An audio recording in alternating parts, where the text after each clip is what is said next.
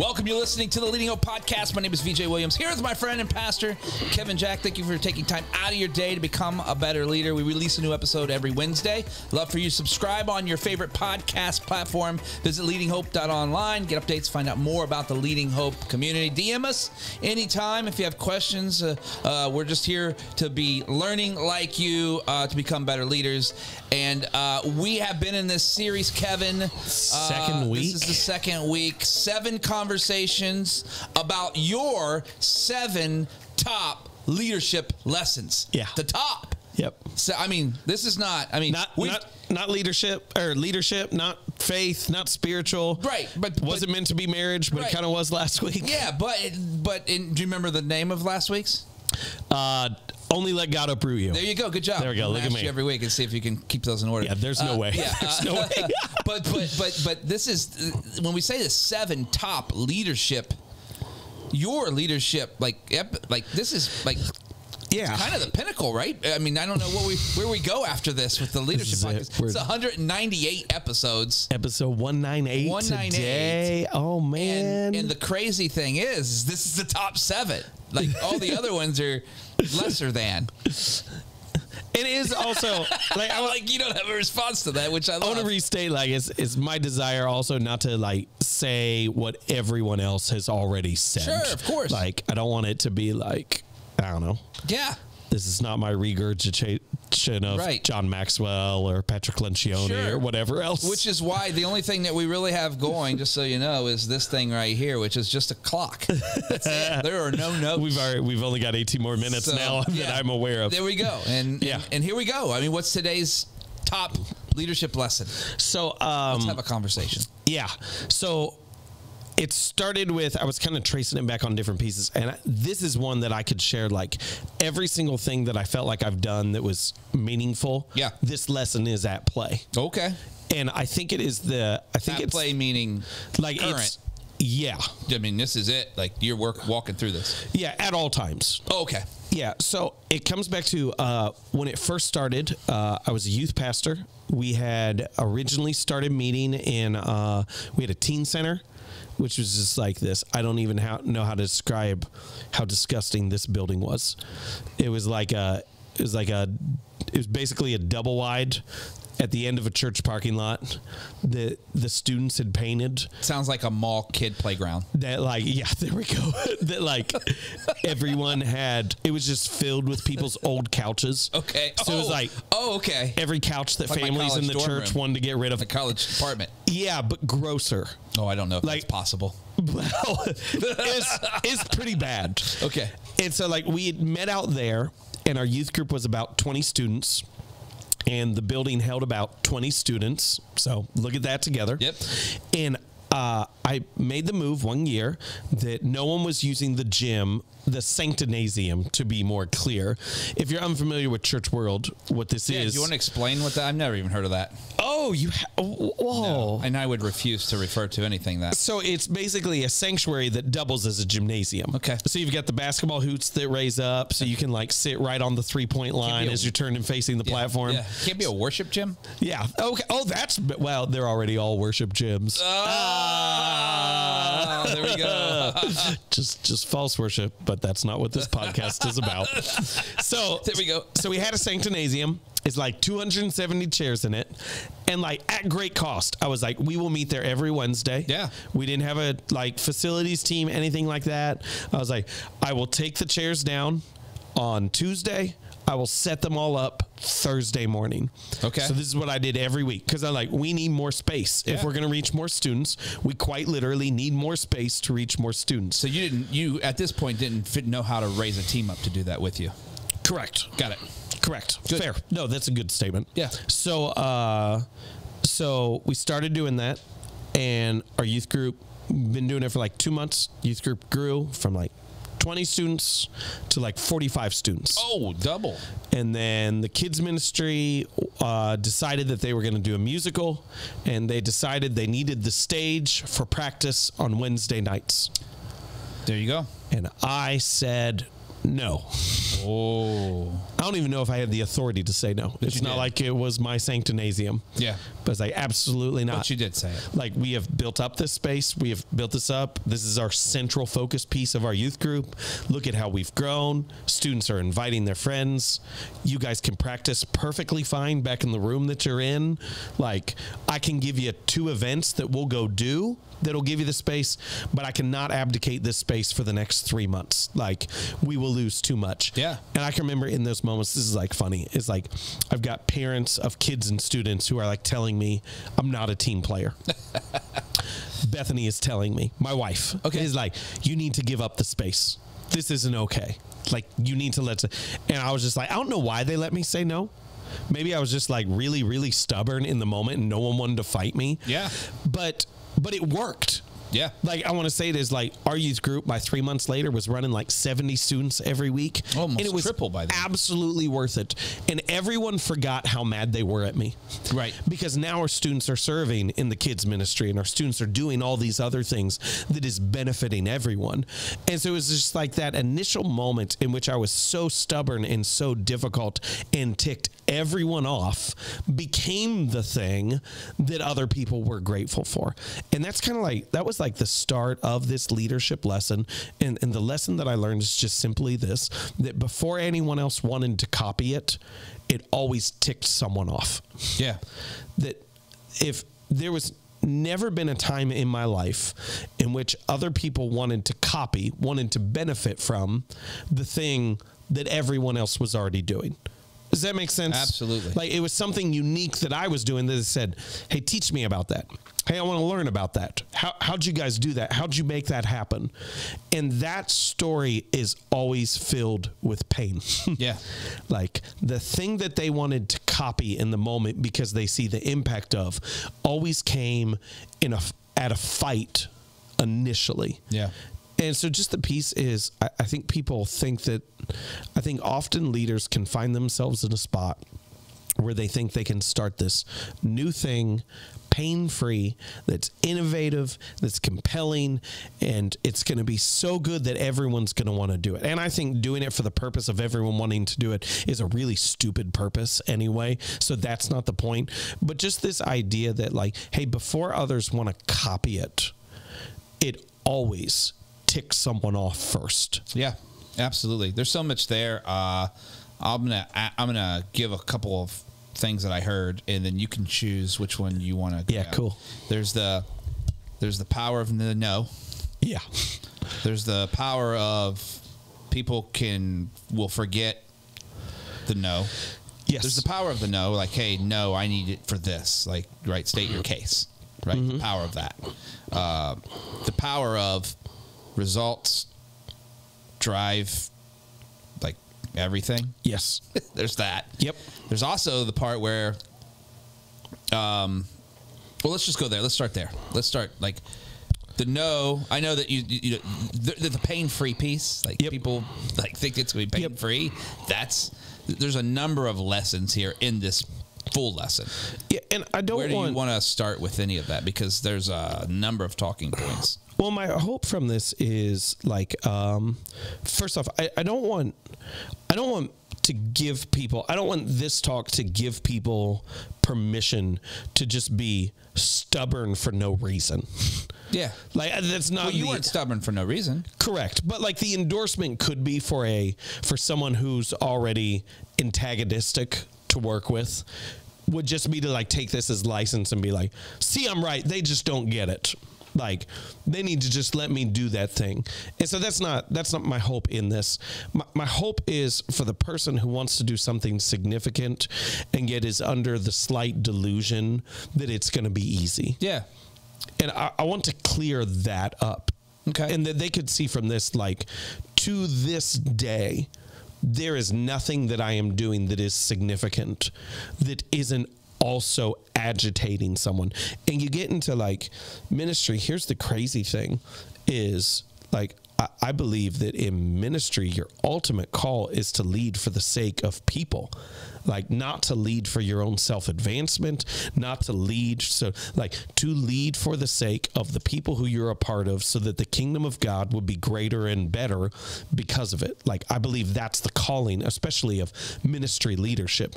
Now, the difficulty comes in is that when you make decisions and start initiatives that to actually help people step into a new level of their calling, or to reach more people than are currently being reached, the people who you are making these decisions for are the same people who are mad at you in making them. Yeah, for sure. And I feel like, I feel like the dilemma that I constantly face in leadership is, well, this is probably a bad analogy, but like, let's try it. Like, I tell my kids to go to bed, not because I'm sick of them. Sometimes I'm sick of them. That's the difficult part of the analogy. Yeah. I make my kids go to bed because I want what's best for them. And they're mad at me every time. Yeah. I make them go to bed, but I do it because it's what's best for them. Yeah. And I think I feel like I'm never, ever removed from that dynamic in leadership in which I make decisions that are best for the future of the organization and best for the people who are a part of it. And yet some of those people always get upset at you about the decision that you're making for them. Right. I just pulled something up, and it's just, I think it goes really well. It's getting stoic in here. You're putting the glasses on. Yeah, I believe this came from Kirby Smart.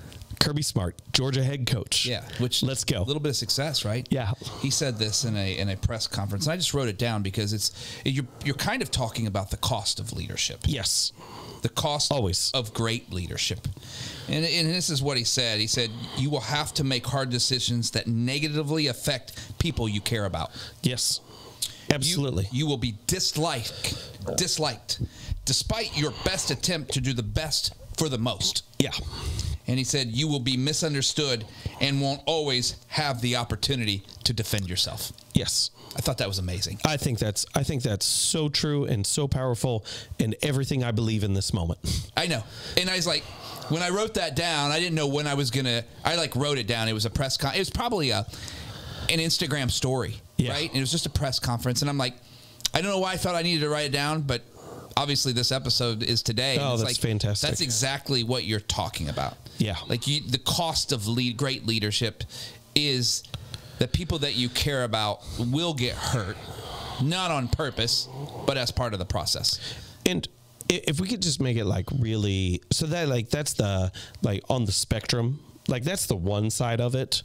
The other side of it, and I think, again, I just want to caution, because there's some people and they can take this way too far, not in the way that I mean it, not in the way that I intend it, because we have such a display and promote ourselves culture. But to say, like, at the least, the positive decisions that you make will always create ripples. At the most, it will cause a significant amount of pain to maybe even you and the people that you lead. But at the very least, it'll create ripples. Yeah. And if you're not doing anything that's ever creating ripples, you're probably not leading well. Oh, you're not leading well. There we go. I'm confident enough to say it as well. Yeah. I mean, you're not leading well. Let's be. I wanted to fair. Soften the blow, maybe just a little bit when it first came in there. You know, I'd feel irresponsible if I was to say that. The pressure that I feel in this. Sorry, the pressure that I feel in this is I get a decent number of pastors asking me how we do stuff, and I share with them what we're doing. And they'll respond with comments like, that's brilliant. And the part of the story they don't see is that when I first started it, someone called me an idiot. Yeah. So like what people praise as brilliant now, someone originally told me was stupid and would never work. And I want other people to see the other side of that, to go like, you may be called stupid now, but you may be called a genius later. I have the same, not all the people calling me, but when people ask how I'm able to do certain things from the marketing, social media, that kind of thing. And they don't say you're an idiot. And they don't think they say this to anybody. Yeah. But I think they walk away And they would never say that, because usually when I'm in a meeting with them on a Zoom call, or a few people, or a church, or somebody, they're like, "Oh, yeah, this is great. This is great." And I don't see any of it really get implemented, or any, you know what I mean? And what they do is they walk away. They go, "I'm not doing that." Yeah. Oh, yeah. Well, could I, like Friendly Fire right here? Yeah. You wanted to start a merch line of conversation starters. Yeah. I was like, cool. Sounds great. Yeah. And I don't know who, but like you were a significant part of it, obviously. Like came up with the slogan, "Ask me about Sundays." Yeah. I didn't think it would work. Oh, I didn't know that. I just thought the "Ask Me About Sundays," I thought the conversation starter was a great idea. Yeah. Throw an "Ask Me About Sunday" on a shirt. I was just like, oh, okay. Yeah. I don't think that'll actually start. Not only is it working, but it's getting copied. Oh, yeah. In many places. Yeah. Now, I would never, like, if we could talk like dynamic there, like, I trust you enough in your ideas. Yeah. They're like, I don't care if I don't think it's going to work. Yeah, yeah. It's going to go through. Yeah. But to say someone who doesn't have that level of trust with you Sure. is going to look at that and go, that's dumb. Yeah. Yeah, no, and it just, at the end of the day, it's the hilarity that people will always second guess you. Yeah. What are you going to do about it? I mean, you're going to worry about it? If you let other people second guessing you to continuously cause you to second guess yourself, or to back off of what you have convictions about, you will never do what you're called to do. No. Yeah, that's exactly right. What in our last 3.5 minutes? Oh, I've lost 30 seconds from last time. 3.5 minutes. What we talked about, the cost of leadership, that people will think you're an idiot before they think you're a genius. Yeah. Like, really, you know what I mean? Or whatever language you want to put. Exactly. What is the gap? Here's my question. What is the gap between the ripple and the, people are really hurt, but massive impact? Like in terms of time, or in terms between of that gap, personally? Because you said, you said there's you can, at least you said there's going to be ripples. Yeah. At maximum, there could be great impact with the cost that is associated with that. I would have never learned this dynamic. So how it operates now is I have confidence in myself. Yeah. Like, that's the thing that gets me through that, is I have confidence in my judgment. Yeah. I have confidence in my ideas. Before I had confidence, which there's a season where you shouldn't have confidence because you don't know if it's going to work. Sure. Before I had confidence, I had conviction.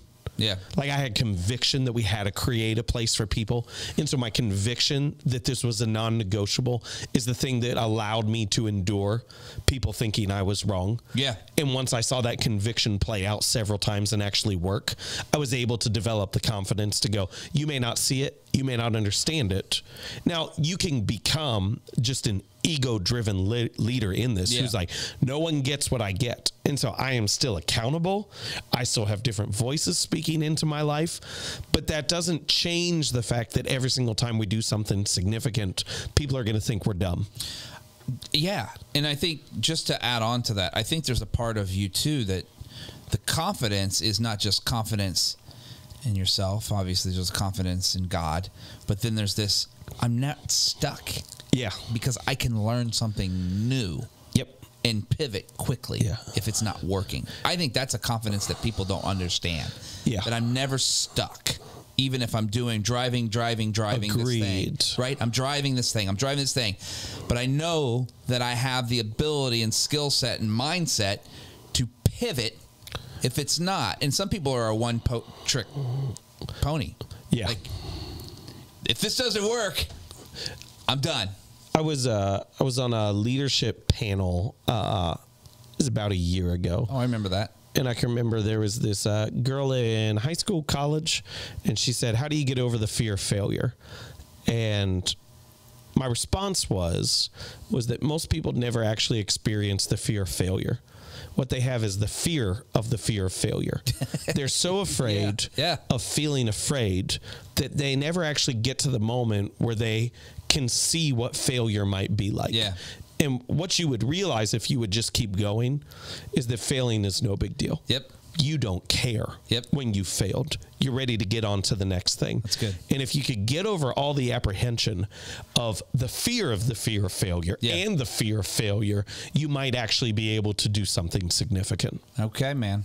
Episode 198. 198.